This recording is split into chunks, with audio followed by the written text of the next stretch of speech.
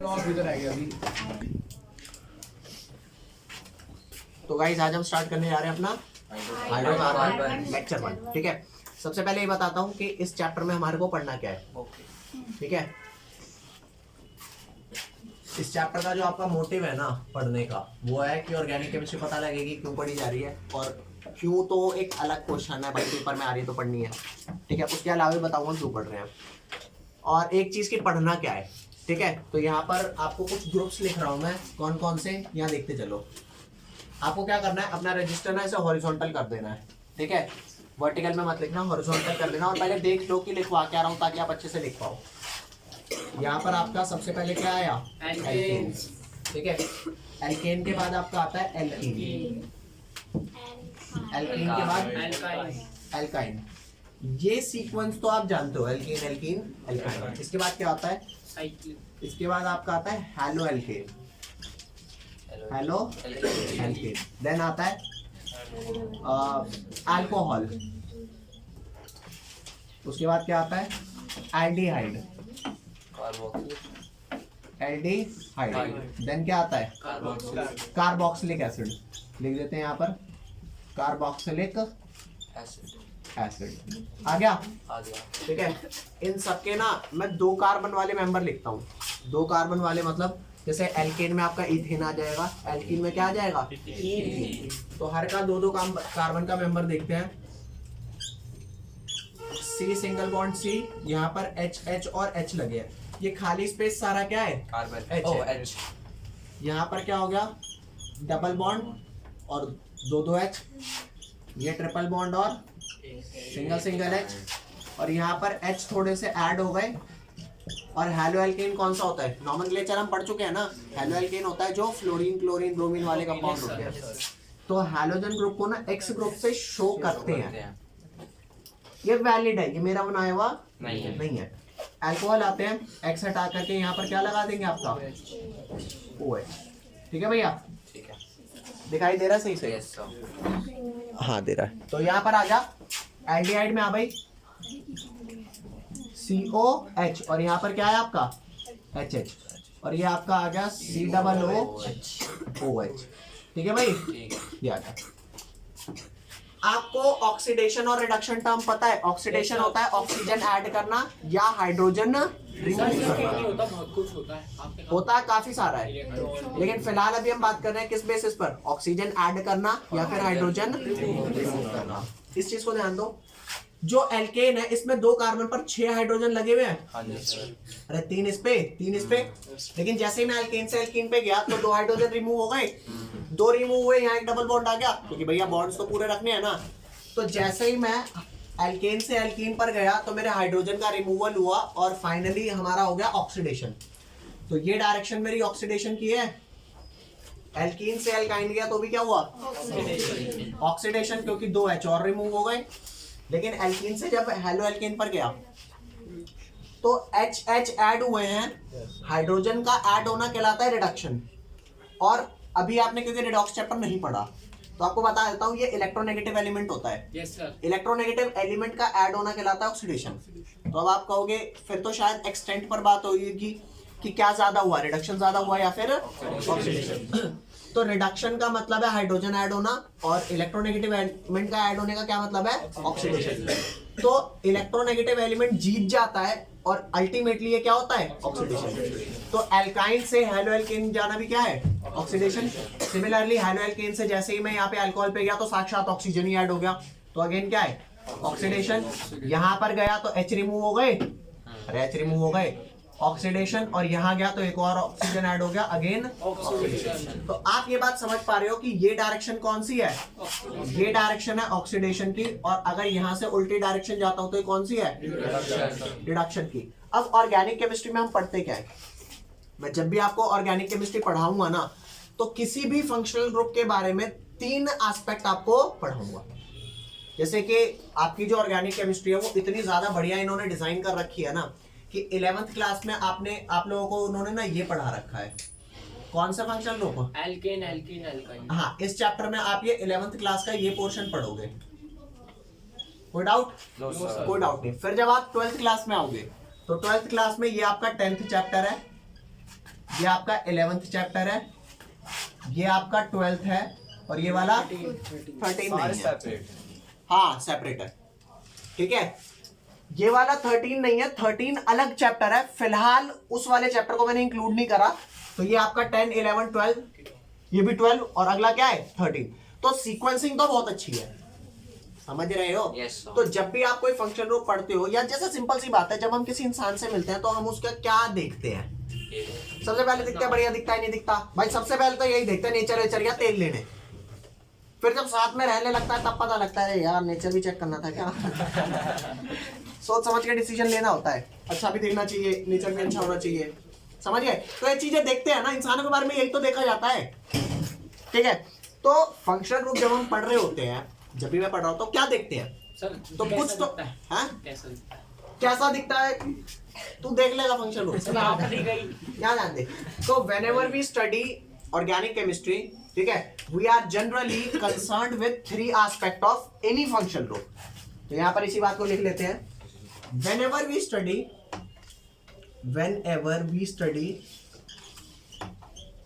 organic chemistry,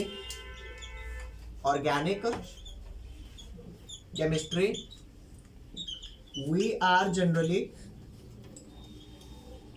concerned with 3 aspect of it, 3 aspect of any functional group। Functional group को मैं F.G. लिख दूं फिलहाल के लिए अभी, ठीक है। तो भाई ध्यान देना, जब भी मैं कोई फंक्शन ग्रुप पढ़ रहा होता हूं, मैं उसके 3 एस्पेक्ट से कंसर्न रहता हूं। मान करके चल, तुम कहोगे अच्छा कौन से एस्पेक्ट, यहाँ ध्यान दो। मान लो हम अल्कोहल पढ़ रहे हैं, ठीक है, वी आर स्टडिंग अल्कोहल। तो सबसे पहले मैं क्या पढ़ूंगा? सबसे पहला एस्पेक्ट क्या होता है? सबसे पहला एस्पेक्ट होता है कि अल्कोहल के जितने भी कंपाउंड एग्जिस्ट करते हैं उनके नामकरण कैसे होंगे। तो सबसे पहला नॉमेनक्लेचर आ गया, और उसी पहले एस्पेक्ट में आता है नॉमेनक्लेचर, और नॉमेनक्लेचर के बाद क्या? क्लासिफिकेशन, कि भाई पहली बात तुम्हारे नाम क्या क्या है और तुम कितने टाइप के होते हो, ये पहला एस्पेक्ट है। सेकेंड एस्पेक्ट है तुम्हारी प्रिपरेशन कैसे करी जाए, ठीक है। तो प्रिपरेशन कैसे करी जाएगी?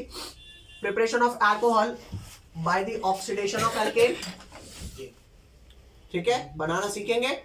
Bye the oxidation of alkene, by oxidation of alkyne, by oxidation of, by reduction of, so this is a map.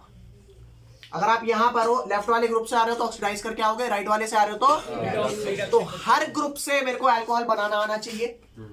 अगर मैं सपोज एल्कीन पढ़ रहा हूं तो हर ग्रुप से एल्कीन बनाना आना चाहिए मेरे को, मतलब इंटर कन्वर्जन आनी चाहिए, समझ रहे हो?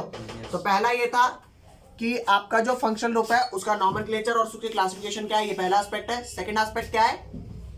The preparation of that particular functional group. और तीसरा एस्पेक्ट ये है कि भाई तू तो बन लिया हर किसी से, तेरे को बनाने के रिएजेंट तो है, अब तू बता तू क्या क्या बन सकता है। अगर तेरे को ऑक्सीडाइज करूं तो क्या तू एल्डिहाइड बन सकता है? जी बन सकता हूं, अगर बन सकता हूं तो। क्या तू कार्बोक्सिलिक एसिड बन सकता है? क्यों नहीं बन सकता? क्यों नहीं बन सकता? अगर नहीं बन सकता तो भाई बन, क्योंकि मेरे को हर ग्रुप से हर दूसरा ग्रुप बनाना आना चाहिए। ऑक्सीडेशन करेंगे इधर जाएगा, रिडक्शन करेगा इधर जाएगा। तो प्रॉपर्टीज में पढ़ता हूं मैं, ये तीसरे वाला एस्पेक्ट कि अगर प्रिपरेशन पढ़ रहा हूं तो डिफरेंट डिफरेंट फंक्शन ग्रुप से अपने रिक्वायर्ड फंक्शन ग्रुप पे आऊंगा, और अगर मैं प्रॉपर्टीज पढ़ रहा हूं तो अपने रिक्वायर्ड फंक्शन ग्रुप से औरों पर जाऊंगा, समझ गए? तो यहां पर लिखो 3 एस्पेक्ट कौन से हैं। सबसे पहला एस्पेक्ट आपका है, कौन सा है सबसे पहला aspect? Nomenclature and classification of that particular functional group, ठीक है भैया। इस पर्टिकुलर फंक्शनल ग्रुप का क्या मेरे को चाहिए? नॉमेनक्लेचर और क्लासिफिकेशन। तो nomenclature and classification of that particular function group सबसे पहली चीज। सेकंड क्या है? प्रिपरेशन ऑफ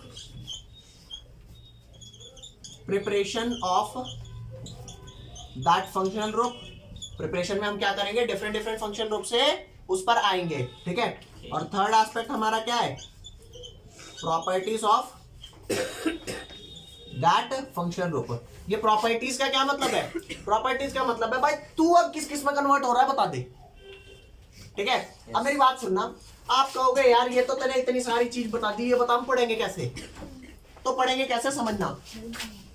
आपको पता है हमारे पास ऑक्सीडाइजिंग एजेंट होते हैं, ऑक्सीडाइजिंग एजेंट ये क्या करते हैं, योरो को ऑक्सीडाइज करते हैं। मान करके चल तूने अल्कोहल में ऑक्सीडाइजिंग एजेंट डाला, शायद एल्डिहाइड बन जाएगा या शायद कार्बोक्सिलिक बन जाएगा, वो तो डिपेंड करेगा ना इसका कैसा एक्सटेंट है। अरे स्ट्रॉन्ग ऑक्सीडाइजिंग एजेंट होगा, मान ले तूने अल्केन में डाल दिया स्ट्रॉन्ग ऑक्सीडाइजिंग एजेंट, सीधा खा लेगा कंपाउंड को कार्बोक्सिलिक, कोई बीच में स्टॉपेज नहीं है हमारा, सीधा कार्बोक्सिलिक। तो ऑक्सीडाइजिंग एजेंट होते हैं हमारे पास, और क्या होते हैं, रिड्यूसिंग एजेंट होते हैं। अरे बोलो भाई, मान करके चल अगर ये नहीं होंगे तो क्या हम पढ़ पाएंगे। तो पहली चीज ये होते हैं। सेकंड हमारे पास कुछ रिएक्शन के बेसिक मैकेनिज्म होती है। अरे रिएक्शन मैकेनिज्म होती है, मैकेनिज्म का क्या मतलब होता है, जैसे मैंने आपको एरो मूवमेंट वगैरह कराई है, अरे बेसिक कॉन्सेप्ट्स पढ़ाए हैं क्या, लास्ट चैप्टर जो आपका मैंने पढ़ाया है जीओसी, उस जीओसी में बेसिक आपकी ऑर्गेनिक केमिस्ट्री तो है उसके अंदर। तो अगर मेरे को वो नहीं आती होगी तो भूल जाओ कि ये वाला चैप्टर आ रहा है, नहीं आ रही बात समझ, क्लियर। अब ऑक्सीडाइजिंग एजेंट और रिड्यूसिंग एजेंट जो होते हैं, ये मेरे पास तीन टाइप के होते हैं, स्ट्रॉन्ग, मॉडरेट या फिर मान ले वीक ऑक्सीडाइजिंग एजेंट है, एल्केन को बस एल्कीन तक ले जा पाया, स्ट्रॉन्ग था एल्केन को सीधा ओ भाई साहब, ठीक है। अब कई लोग ये कहते हैं अब यहाँ की भी कुंडली मारूंगा इसलिए कुंडली मारता हूं मैं, यहाँ आ जाओ, यहाँ ध्यान देना। तो ये बेसिक ऑर्गेनिक केमिस्ट्री में क्या कहा मैंने, क्या पढ़ा था भूल गया।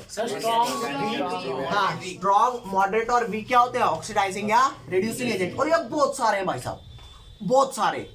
कई बंदे कहते हैं यार तू तो रटवा रहा है ऑर्गेनिक केमिस्ट्री, फिर क्या कराऊं भाई। जैसे मान करके चल हमारे पास दूध है, ठीक है, इसको अगर मेरे को कन्वर्ट करना है चाय में, तो क्या कॉन्सेप्ट बनाएंगे इसमें, चाय पत्ती कॉन्सेप्ट नहीं है, जब होता तब तब बन गया। आज पता है चाय पत्ती डालनी है, कोई ऐसा पैदा हुआ बिना चाय पत्ती डाले चाय बना दे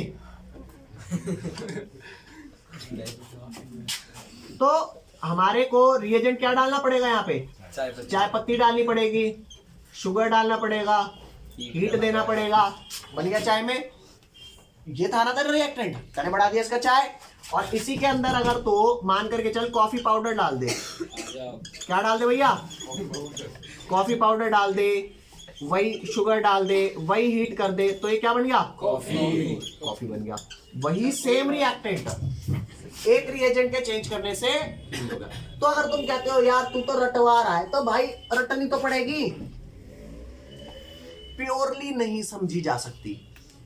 तुम आज जा करके बोले कि भाई सब क्या, जैसे भटूरे होटल पे तुम्हें पता है कैसे बनते हैं, तुम अगर जाओ गुजिया बनाओ, तो कब तक कैसे पता लगेगा गुजिया कैसे बनती है, नहीं। तो मैं ये कह रहा था कि कई लोग कहते हैं कि तू भाई रटवा रहा है, तो भाई देखो रटना तो पड़ेगा, ठीक है भाई। अगर तुमसे पूछ लूं ना जलेबी किससे बनती है, तो तुम्हें उसके रिएक्टेंट नहीं पता होंगे, बस चाशनी से जलेबी बन जाती है। भाई मुझे नहीं पता वो सूजी से बनती है, मैदा से बनती है, आटे से बनती है, नहीं पता ना। अब क्यों नहीं पता, क्योंकि हमको खाना आता है, बनाना थोड़े आता है। समझिए बात। तो मेरी बात सुनना, रिएजेंट हाँ अगर तुम्हारे को रेसिपी दे दे, सब दे दे, तो बना भी दोगे, कोई तो नहीं भाई, बढ़ जाएंगे तेरा तो रहने। तो ये पूरी रटनी भी नहीं है और पूरी समझनी भी नहीं है, समझ के रटनी है, ठीक है भैया। तो ऑर्गेनिक केमिस्ट्री में क्या चाहिए होता है, क्या करना, क्या है करना है मेरे को, ये स्टडी किसकी हेल्प से, हाउ भी पूछेंगे, तो हाउ के लिए हमारे पास बेसिक ऑर्गेनिक केमिस्ट्री है, ऑक्सीडाइजिंग रिड्यूसिंग एजेंट है, रिएक्शंस होंगी, उन सबको कलेक्ट कर लूंगा। जब मेरे को हर ग्रुप में कन्वर्ट करना आ जाएगा, मैं बादशाह बन गया ऑर्गेनिक केमिस्ट्री का। नहीं आता तो भी बन गया। तो बन गया, फिर बन गया, यही बन गया है जो लिखा हुआ है। ठीक है भाई, सर क्या समझिए इतना सारा चीज। तो ये समझ आया आपको? अब इसमें जो जो बचा हुआ है वो एक बार लिख लो, फिर इसे मिटाऊंगा सारा। लिख लिया। चलो भाई, क्योंकि हम हर फंक्शनल ग्रुप का नॉमेनक्लेचर तो कर चुके हैं ना, ठीक है, और एल्केन्स का क्लासिफिकेशन करना है। तो एल्केन्स में क्लासिफिकेशन नहीं है, एल्केन्स के बहुत ज्यादा क्लासिफिकेशन नहीं है, बजाय इसके कि वो ब्रांच होते हैं, साइक्लिक होते हैं वगैरह, ठीक है, इतना इंपॉर्टेंट नहीं है।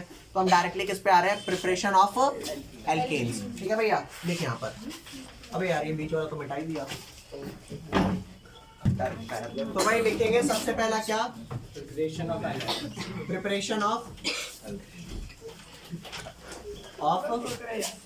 एल्केन्स।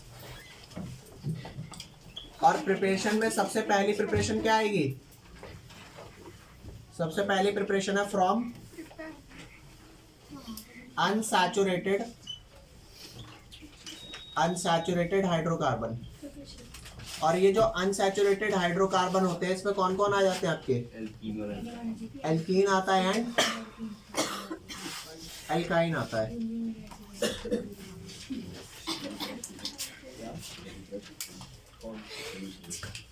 इधर ध्यान दो, जो मैं अनसैचुरेटेड हाइड्रोकार्बन को करवा रहा हूँ, ठीक है, यहाँ पे डबल और ट्रिपल बॉन्ड होंगे, ठीक है, तो आप डबल बॉन्ड या ट्रिपल बॉन्ड हटा के हाइड्रोजन लगा दोगे, ठीक है, तो this process is called hydrogenation. मतलब तो यहाँ पर लिखो हाइड्रोजनेशन ऑफ, लिखते चलो समझ आ जाएगा, hydrogenation of alkenes and alkynes gives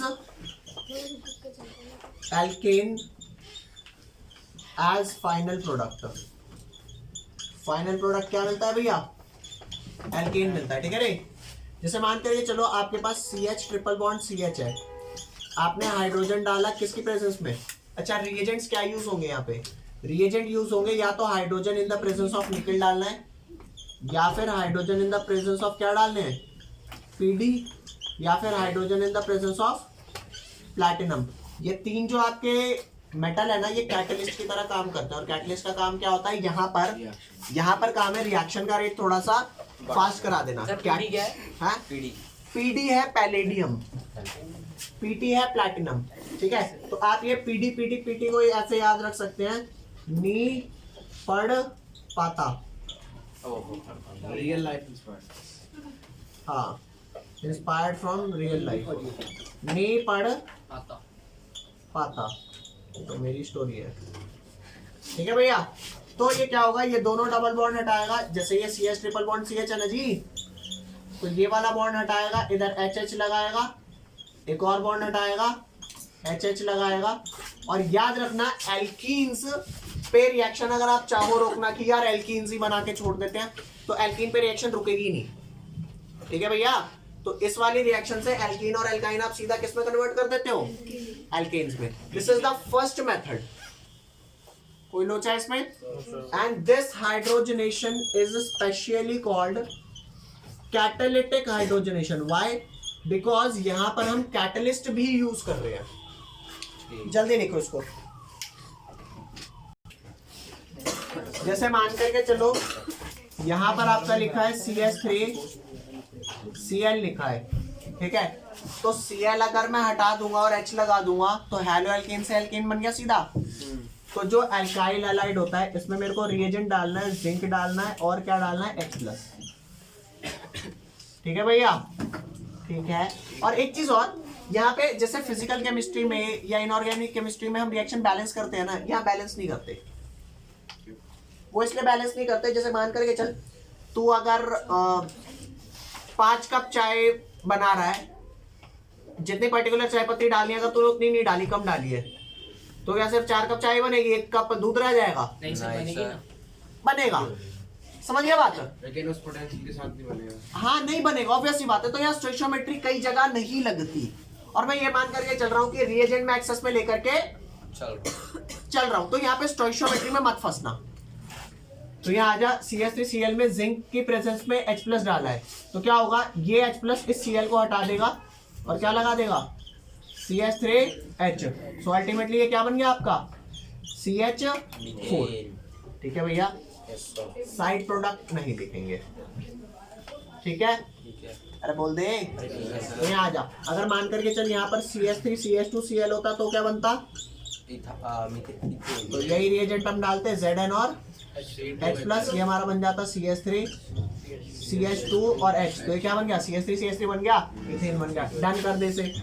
second alkyl halide का ये फर्स्ट पार्ट था। नेक्स्ट क्या है, ठीक है, इस रिएक्शन का नाम है वुड्स रिएक्शन। Wurtz reaction. ये काफी इंपॉर्टेंट रिएक्शन है, पेपर में बार बार पूछी जाती है, याद दो भाई। वुड्स रिएक्शन में क्या होता है, आपने एक CH3Cl लिया, लो मान लो CH3CH2Cl ले लो, इसके अंदर आप क्या डालेंगे, सोडियम डालेंगे, क्या, सोडियम और ड्राई ईथर एक सॉल्वेंट डालते हैं, क्या, ड्राई ईथर सॉल्वेंट। तो इसका प्रोडक्ट बनाने की पहले ट्रिक बता रहा हूं, पेन वैन रख दो 1 मिनट के लिए। इसका प्रोडक्ट कैसे बनाएंगे, जहां Cl लिखा है ना वो Cl मिटा दो, मिटा दिया, और जैसा आपका ये CH3CH2 लिखा है ना इसे डबल कर दो। अरे CH3CH2 लिखा है, डबल कर दो तो नहीं, ये बन जाएगा आपका CH3CH2, इसके बगल में और क्या लग गया, इसी की मिरर इमेज CH2। मतलब क्या यहाँ पे कार्बन आपके डबल हो गए, आप कहोगे ये तने डबल कैसे कर दिए, कुछ बता तो सही, तो बताता हूँ आपको होता क्या है। ये जो बता रहा हूं ये एक्चुअल में ऐसा तरीका है नहीं, बस बताने के लिए बता दिया जाता है। CH3CH2Cl यहाँ लिखा और एक और CH3CH2Cl यहाँ लिख लिया भैया, और बीच में लिख दिया 2 सोडियम, ठीक है, ये ऐड कर दिया सारा। जैसे ही आपने ये ऐड किया तो 2 Na और 2 Cl मिलके क्या बना लेंगे, 2 NaCl। तो 2 NaCl आपके क्या बन गए, साइड प्रोडक्ट। और आपका मेन क्या होगा, जब ये बीच में से हट गए तो ये बॉन्ड जुड़ गया, डबल हुआ। तो इस रिएक्शन की एक खासियत होती है कि जितने कार्बन एटम आपके रिएक्टेंट में प्रेजेंट होते हैं ना एग्जैक्टली डबल बनते हैं, किसमें, प्रोडक्ट में। एक नुकसान होता है कि आप चाहे यहां पर इवन कार्बन हो तो भी डबल होके क्या हो जाएगा, इवन, या अगर ऑड नंबर ऑफ कार्बन होते तो भी डबल होके क्या हो जाता, इवन। तो आप एक ऐसा प्रोडक्ट नहीं बना सकते जिसमें ऑड नंबर ऑफ कार्बन हो, नहीं यही बात समझ। अरे यार हर बार जब तू डबल ही कर रहा है तो ऑड वाला कहां से बना देगा, तो ये डिसएडवांटेज है। एडवांटेज क्या है इसकी, वो सीधा डबल, नहीं यही बात समझ। और बोलो, तो ये आपकी वुड्स रिएक्शन है। करने को आप अगर ऐसे दिखाते हो तो भी ठीक है, नहीं दिखाते तो डायरेक्ट ये डालो और ये बना लो, ठीक है। कोई लोचा फटाक से लेके से जल्दी से ले भैया। अगर ये नहीं समझ आया तो दोबारा देखो, CH3CH2Cl यहाँ लिखा और उल्टा करके CH3CH2Cl यहाँ लिख लिया, 2 Na डाला, 2 Na 2 Cl को लेकर के भाग जाएगा, करके दिखाऊं, ये 2 Na 2 Cl को लेके भाग गया, कहाँ भाग गया, बढ़ा लिया, और इनने क्या कर लिया, बॉन्डिंग, तो बन गया रिक्वायर्ड कंपाउंड। ऐसे बनती है। क्वेश्चन है भाई, what are the disadvantages of Wurtz reaction and what are the disadvantages? Disadvantages and disadvantages. What are the disadvantage and advantage of Wurtz reaction? समझ रहे हो आप? तो इसका आंसर आपका आ जाएगा, आंसर ये है कि we get double the number of carbon atom present in the, समझ रहे हो, रिएक्टेंट में जितने थे प्रोडक्ट में उसके डबल आ रहे हैं। आंसर एडवांटेज क्या है भाई, एडवांटेज है we get double number of carbon atom, C atom in product, ठीक है, as present in reactant. Okay भैया, और डिसएडवांटेज क्या है भाई?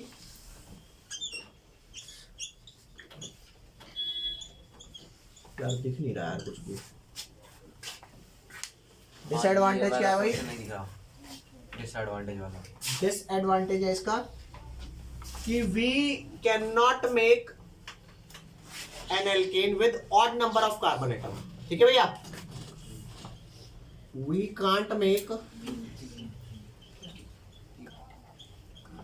Odd number carbon containing alkane with this method.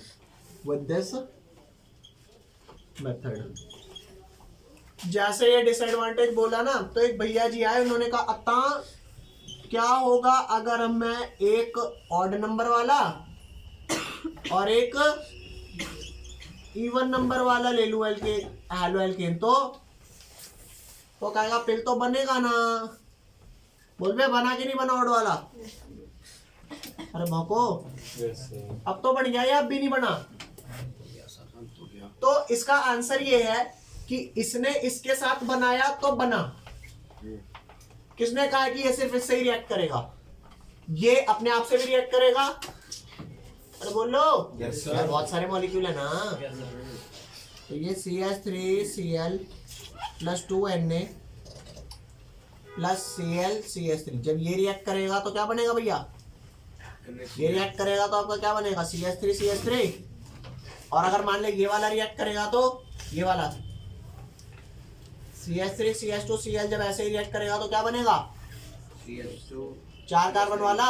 CH2 अरे समझ रहे हो नहीं समझ रहे? Yes sir. है ना? तो कुल मिला करके बात कुछ ऐसी है कि by taking two different haloalkane ना, we not only get the, Hindi में ही बोल देता हूँ हम सिर्फ एक ही प्रोडक्ट नहीं लेते ऑड कार्बन कंटेनिंग एल्केन, हमारे को ना मिक्सचर मिल जाता है। और एल्केन्स का बॉइलिंग पॉइंट इतना ज्यादा नहीं होता कि मैं इजीली सेपरेट कर पाऊँ। समझ गए? तो कुल मिला के दो अलग अलग ले लिए, तो चाहिए था तो ये और, समझ रहे हो? मान लो तुमने मांगे मम्मी छोले देना, मम्मी ने उसी में डाल के तोरी बैंगन भिंडी करेला मांगे छोले से अले वैसी वो छोले डाल के, समझ रहे हो? कैसे खा लेगा? मांगे तो कुछ और नहीं था मिला के दे दिया ना। ठीक है भाई, तो कुल मिला करके दो अलग अलग अगर हेलोएल्केन में लेता हूं तो क्या होता है वुड्स रिएक्शन में, ये बात समझ में आ गई? तो इसी का क्वेश्चन लिख लो आप राइट साइड में। क्या लिखोगे क्वेश्चन? ये मिटा दो ना भाई। ये किसका आंसर बताया है, मतलब आंसर मैंने पहले बता दिया, क्वेश्चन अभी बाद में लिख रहा हूं। क्वेश्चन ये है, what will happen if we take two different haloalkane in Wurtz reaction, है ना? क्वेश्चन ये रहा, what will happen if we take two different haloalkane, पोपलू हेलोजेंस नहीं, आपने पहले हेलोजेंस बोला था। नहीं सर, आपने haloalkanes in Woods reaction। Okay, तो आंसर क्या है भाई? आंसर इसका मैं आपको शुद्ध देसी भाषा में लिखवा देता हूँ। We will get a mixture of three different alkanes, ठीक है, which are difficult to separate, ठीक है। We will get, और रिएक्शन के साथ वो लिख देना, we will get mixture of three different alkanes